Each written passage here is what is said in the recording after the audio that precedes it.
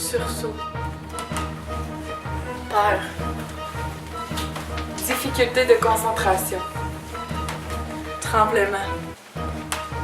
Étourdissement. Sueur. Essoufflement. Palpitation. Nausée. Difficulté à respirer. Peur de devenir fou. Le stress, ce fardeau de plus en plus présent, touche 75% de la population. Bonjour, je m'appelle Sarah Moudja et je suis étudiante en technique d'éducation spécialisée. Bonjour, je m'appelle Karen Alison Caron et je suis étudiante en technique de travail social. Bonjour, je m'appelle Laurie Pelletier, je suis étudiante en éducation à l'enfance. Comme vous avez pu le constater, le sujet de notre vidéo sera le stress, plus particulièrement celui vécu par les enfants, ce qu'on appelle le stress infantile. Pourquoi? Eh bien, nous nous intéressons toutes aux enfants ainsi qu'à ce qu'ils vivent au quotidien. Donc, nous avons décidé de vous informer sur un sujet qui nous touche, le stress infantile. Chacune de nous élaborera sur les aspects qui sont en lien avec leur programme d'études. Pour débuter, je vais vous donner des définitions de quelques termes. Vous pourrez ainsi les différencier et mieux les comprendre. Le stress, c'est une réaction normale d'un être vivant à une situation qui nécessite une adaptation. L'anxiété, c'est un état d'appréhension et de crainte à l'égard de ce qui pourrait se produire. L'angoisse, c'est la forme la plus grave d'anxiété qui est associée à l'impuissance et à l'inquiétude pouvant mener à la panique.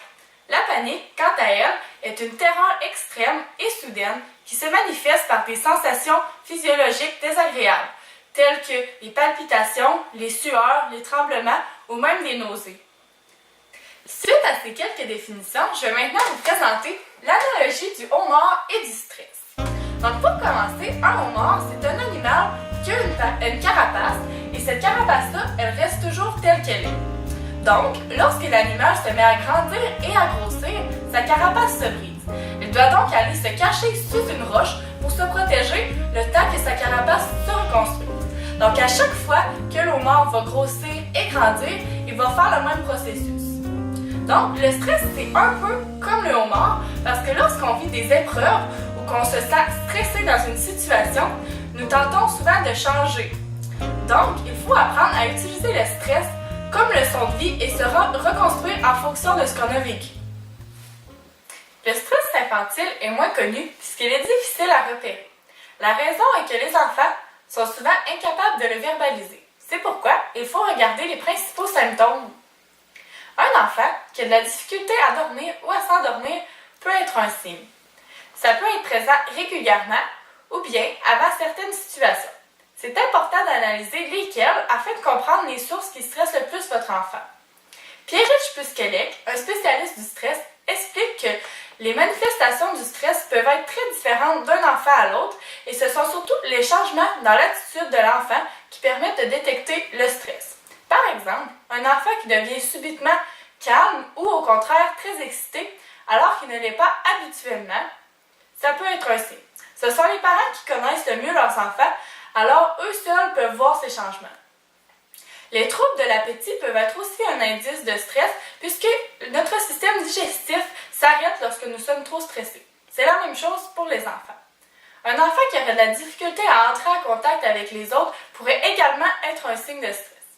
L'eczéma chez les jeunes peut être causé par le stress. Certains jeunes feront plus d'eczéma dans certaines périodes, ce qui veut probablement dire que ces situations le stressent.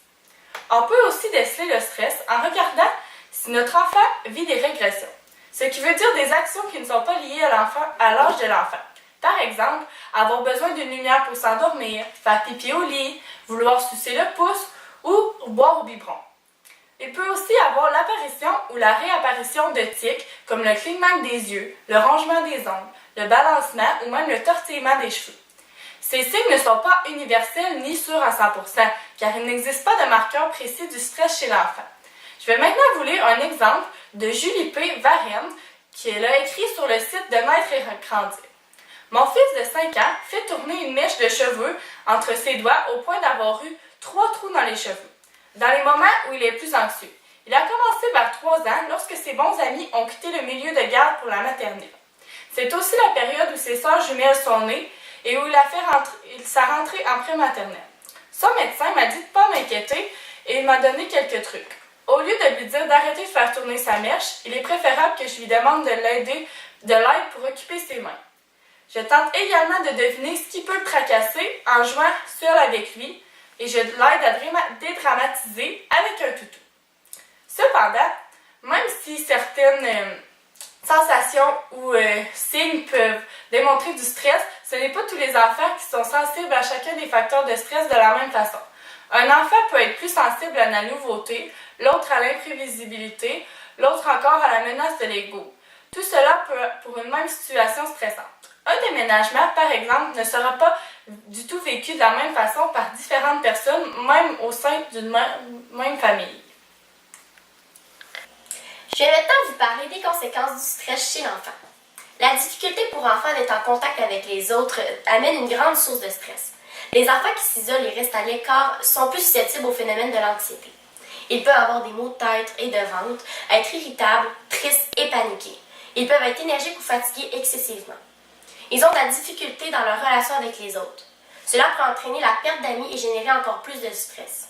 Ils se renferment sur eux-mêmes car ils se sentent seuls et ils n'ont personne d'autre à qui parler de leurs problèmes. Certains développent de mauvaises relations avec les autres en créant eux-mêmes leurs propres conflits. Certains mettent de côté leur famille en s'isolant et en fuguant. Les parents sont donc confrontés à de graves problèmes. Les enfants à problème sont souvent placés en famille d'accueil ou en centre jeunesse puisque les parents ne peuvent pas contrôler la psychologie de leur enfant car ils manquent de ressources. Le stress peut avoir des conséquences considérables sur la santé des enfants à long terme. Il faut donc prévenir en donnant le maximum d'aide et de ressources à l'enfant, comme par exemple un psychologue. Je vais maintenant vous présenter quelques impacts chez l'enfant.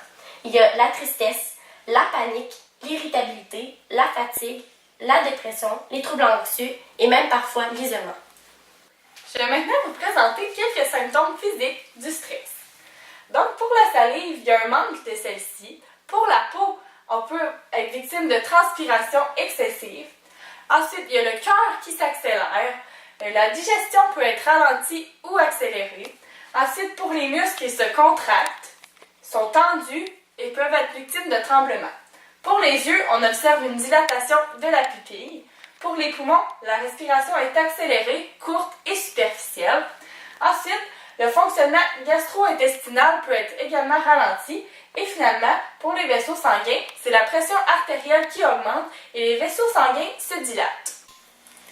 Maintenant, je vais vous parler de qu'est-ce que l'attachement. Il existe différents types d'attachement.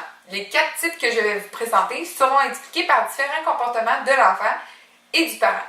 Selon ses comportements et l'utilisation de son parent pour apaiser son inconfort, l'enfant peut se trouver dans l'une ou dans l'autre des catégories d'attachement suivantes: sécurisant, évitant, anxieux ambivalent et désorganisé désorienté. L'attachement sécurisant est en général la capacité à répondre aux besoins de l'enfant et la relation de confiance entre l'enfant et le parent. L'attachement évitant est qu'il y a peu ou pas de réponse parentale aux besoins et aux demandes de l'enfant. L'attachement anxieux ambivalent est en grande majorité la manifestation de détresse par l'enfant et l'exploration peu organisée de l'environnement par l'enfant. Pour finir, l'attachement désorienté est en lien avec des comportements parentaux inappropriés. Maintenant, en lien avec l'attachement, je vais vous parler des troubles de l'attachement. Les troubles de l'attachement font partie du domaine des problèmes relationnels et comportementaux sévères. L'enfant qui souffre de ce trouble présente une difficulté à émettre des réponses affectives et sociales adaptées à son stade de développement, ce qui affecte ses relations interpersonnelles avec les autres. Souvent, l'enfant souffrant de ce trouble subit des manques dès son jeune âge, par exemple des contacts physiques, des soins et plusieurs autres. Cela peut nuire à sa capacité de former des relations durables. Aux sciences diagnostiques du terme, on parle du trouble réactionnel de l'attachement caractérisé par une carence en soins, c'est-à-dire un manque de soins chez l'enfant avant l'âge de 5 ans. Le TRA est une réaction à la maltraitance, la négligence ou de mauvais traitements liés avec les soins et les besoins physiques de base de l'enfant, comme par exemple l'alimentation, le confort et l'affection. Il existe 2 types de TRA, le type 1 et le type 2. Le type 1 se nomme le trouble de l'attachement avec retrait émotif, les inhibés. Ils sont incapables d'amorcer une interaction sociale et d'y répondre de façon adéquate pour leur âge. Ils ont une grande méfiance, sont évitants et hypervigilants. Ils sont des enfants subissant le stress infantile car ils n'ont pas confiance en eux-mêmes et ne sont pas capables de créer des relations avec les autres. Parfois, certains refusent de se nourrir et d'autres se mutilent. Certains se sentent persécutés et ressentent une grande source de stress. Maintenant, pour le type 2, il se nomme le trouble d'attachement avec sociabilité indistincte, ce qu'on nomme les désinhibés. Ils sont des enfants non sélectifs dans les attachements, c'est-à-dire qu'ils se lient facilement aux étrangers et recherchent déjà au premier contact un rapprochement physique. Ces enfants sont souvent amicaux avec les autres puisqu'ils veulent plaire aux adultes et ils ne veulent en aucun cas déplaire. Ils veulent contrôler leur relation avec les autres car ils veulent l'exclusivité. Ce type de trouble est principalement observé chez les jeunes qui ont subi plusieurs placements en famille d'accueil. Ils sont confus et ne sont pas capables d'identifier les nouvelles situations se présentant à eux. Le stress est très présent dans leur vie puisqu'ils ont peur de l'abandon des autres. Maintenant, suite aux troubles réactionnels de l'attachement, je vais vous présenter 6 troubles qui sont en lien avec le stress. Ce sont les troubles anxieux. Saviez-vous que 10% des jeunes sont victimes des troubles anxieux? On peut être victime de différents troubles anxieux, entre autres le trouble panique avec ou sans agoraphobie, la phobie sociale, seulement l'agoraphobie, le trouble d'anxiété généralisée, le trouble obsessif-compulsif ainsi que le trouble stress post-traumatique ou simplement vivre du stress post-traumatique. Certains enfants sont aux prises avec un tic nerveux ou même plusieurs. Qu'est-ce qu'un tic? Les tics sont des mouvements compulsifs semi-contrôlés. Ils peuvent se présenter sous plusieurs formes, telles que se ronger les ongles. Les tics sont généralement causés par un surplus de pression ou une frustration. Ces tics affectent 12 à 24% de la population d'âge scolaire et surviennent surtout chez les enfants de plus de 7 ans. Qu'est-ce qui cause les tics?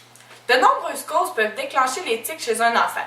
Le stress, la fatigue, la nervosité ou l'ennui en font partie.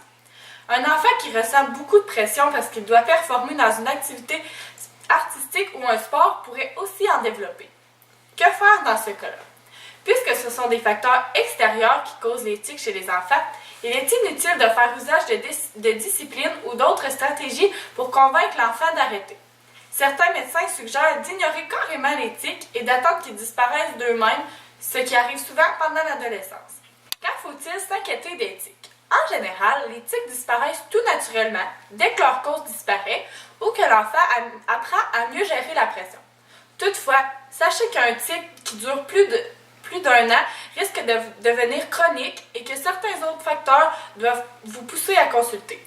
En effet, si les tics prennent de l'ampleur ou causent d'autres troubles dentaires, cutanés ou autres, ou s'ils sont accompagnés d'un trouble d'attention ou qu'ils nuisent à l'estime, n'hésitez pas à en parler à un pédiatre ou un psychologue.